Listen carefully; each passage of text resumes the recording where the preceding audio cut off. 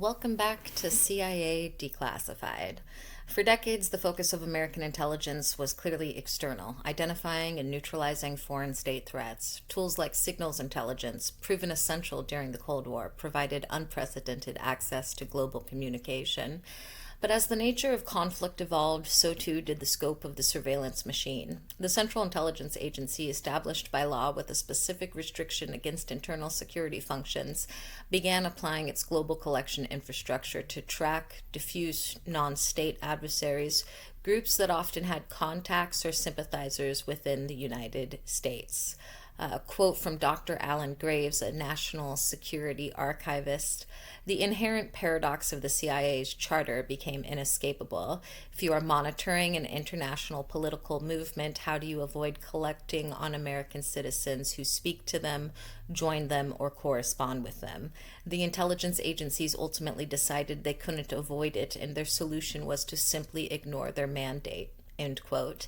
This effort, which we've codenamed Project Dragonfly, involved compiling detailed files on U.S. persons, students, activists, journalists, and politicians who showed interest in or had any contact with specific foreign groups. The result was not merely collateral damage, it was the systemic monitoring of American political discourse. The stage was set for a massive constitutional conflict, painstakingly documented by the Church Committee, which concluded that the intelligence community had routinely violated the law. The sheer scale and scope of Dragonfly's penetration into American life was astonishing. The CIA claimed its actions were merely a, quote, necessary byproduct, end quote, of tracing international threats, but the methods used demonstrate clear intent to monitor domestic political groups. One of the most intrusive methods involved intercepting and opening mail. This illegal operation, which spanned 2 decades, was carried out without search warrants and in open violation of federal law. This operation, often known internally by code names like Project HT Lingual, involved the inspection of millions of pieces of mail targeting specific foreign connections, yes, but simultaneously compiling extensive data on Americans. Furthermore, the CIA launched specific programs designed to penetrate and report on the domestic political movements of the late 1960s and early 1970s. This activity, formalized under programs like MH Chaos, aimed to trace any foreign funding or influence within the anti-war movement and other activist circles. The Church Committee investigated this exact behavior and confirmed that the agency's actions went far beyond the legally permissible search for foreign intelligence. A real quote from the Church Committee final report, Book 2, page 11. "The Central Intelligence Agency, which is barred from internal security functions, collected information on the political views and activities of American citizens at home and abroad," end quote.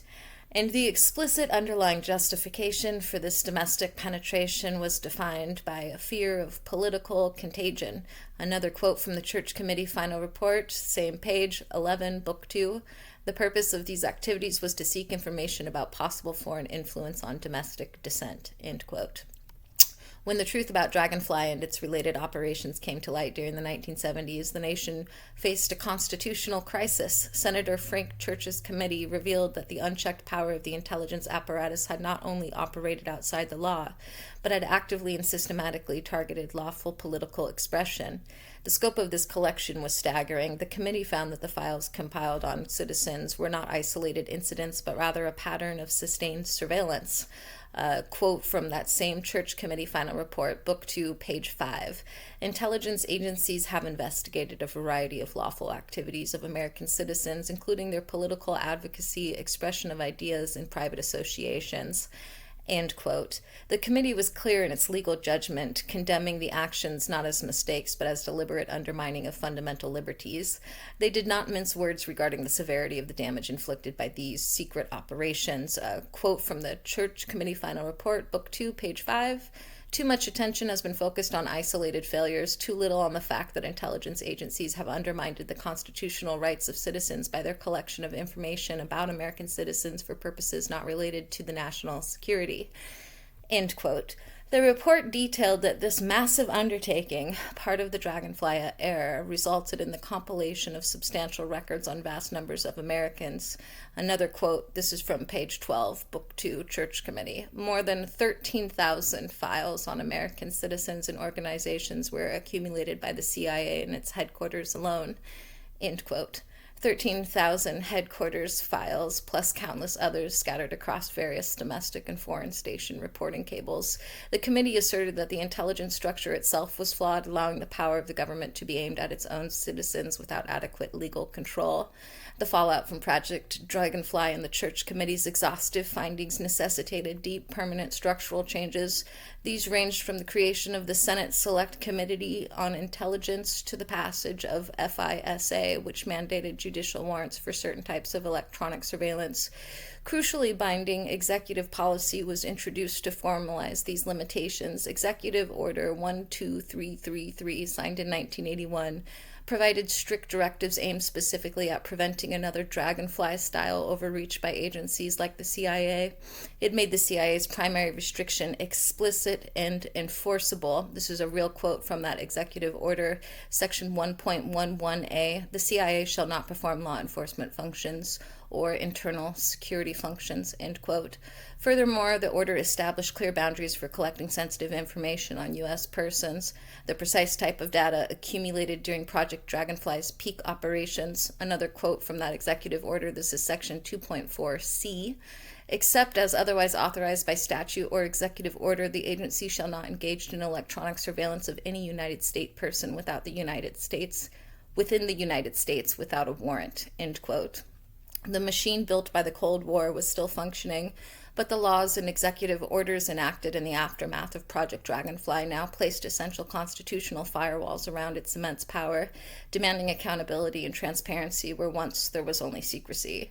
Project Dragonfly serves as a definitive case study in the perils of unchecked intelligence power, a stark reminder that the tools built to protect democracy must themselves be prevented from eroding it. The resulting reforms established a framework for oversight that continues to be rigorously tested today, defining the constant tension between security and liberty. Before we sign off, a brief look ahead. In our next episode, we pivot from government oversight to the fringes of government-sponsored science. We will explore the work of a controversial figure whose career sits at the nexus of classified research and unexplained phenomenon.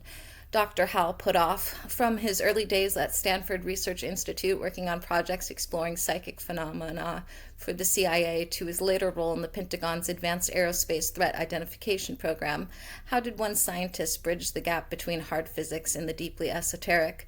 Join us as we dissect the official records, examine the declassified grants, and ask what secrets the U.S. government was truly hoping to unlock by funding the work of Dr. Hal Puthoff. I'll see you in the archives.